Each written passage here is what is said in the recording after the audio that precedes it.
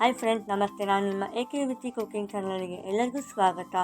First time ನಮ್ಮ channel ನೋಡ್ತಾ ಇರೋರು ಸಬ್ಸ್ಕ್ರೈಬ್ ಮಾಡಿ ಅಂತ ಹೇಳುತ್ತಾ, ಇವತ್ತಿನ ಸೂಪರ್ ಡೆಲಿಷಿಯಸ್ ರೆಸಿಪಿ ಸೋಯಾ ಚಂಕ್ನ ಕಬಾಬ್.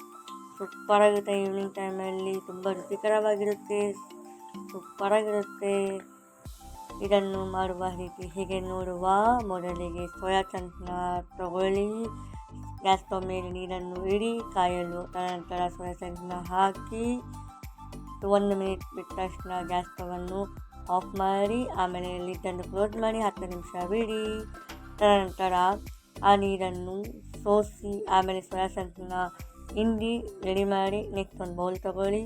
ಅರ್ಧ ಕಪ್ಪಷ್ಟು ದಹಿ ಅಥವಾ ಮೊಸರನ್ನು ಹಾಕಿ,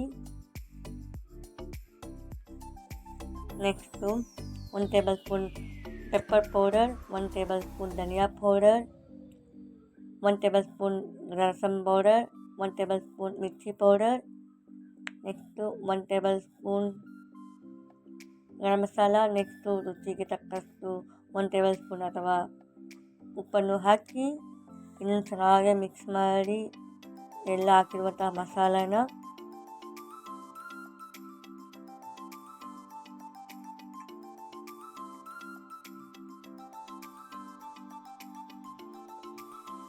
ಇವಾಗ ಮಿಕ್ಸ್ ಆಗಿದೆ. ನೆಕ್ಸ್ಟು ರೆಡಿ ಇರುವ ಸೋಯಾ ಚಂಕ್ನ ಅದಕ್ಕೆ ಹಾಕಿ ಅದನ್ನು ಸಹ ಚೆನ್ನಾಗಿ ಮಿಕ್ಸ್ ಮಾಡುವ.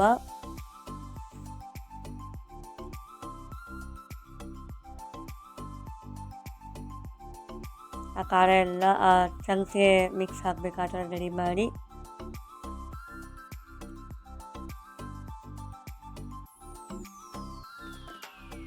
ನೆಕ್ಸ್ಟು ಅದನ್ನು ಕ್ಲೋಸ್ ಮಾಡಿ ಒಂದು 10 ನಿಮಿಷ ಬಿಡಿ. ನೆಕ್ಸ್ಟು ಅರ್ಧ ಕಪ್ಪಷ್ಟು ಅಕ್ಕಿ ಹಿಟ್ಟು ಹಾಕಿ, ಸೂಪರಾಗಿ ಕ್ರಿಸ್ಪಿಯಾಗಿ ಬರುತ್ತೆ ಅಕ್ಕಿ ಹಿಟ್ಟು ಹಾಕಿದ್ರೆ.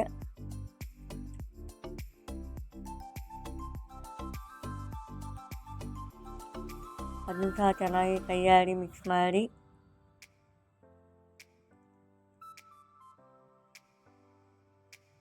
ನೋಡಿ, ಅದು ಸಹ ರೆಡಿಯಾಗಿದೆ. ನೆಕ್ಸ್ಟು ಗ್ಯಾಸ್ ಸ್ಟವ್ ಮೇಲೆ ಎಣ್ಣೆಯನ್ನು ಕಾಯಲು ಇಡಿ.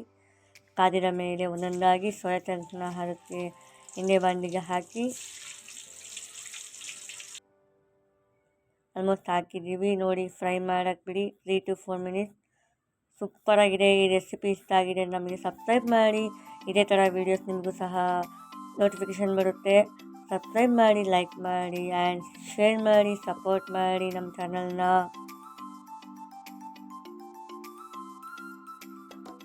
ನೋಡಿ, ಆಲ್ಮೋಸ್ಟ್ ಆಗಿದೆ, ರೆಡಿಯಾಗಿದೆ. ಈಗ ತಿನ್ನಲು ರುಚಿಕರ ರೆಡಿ. Thank you.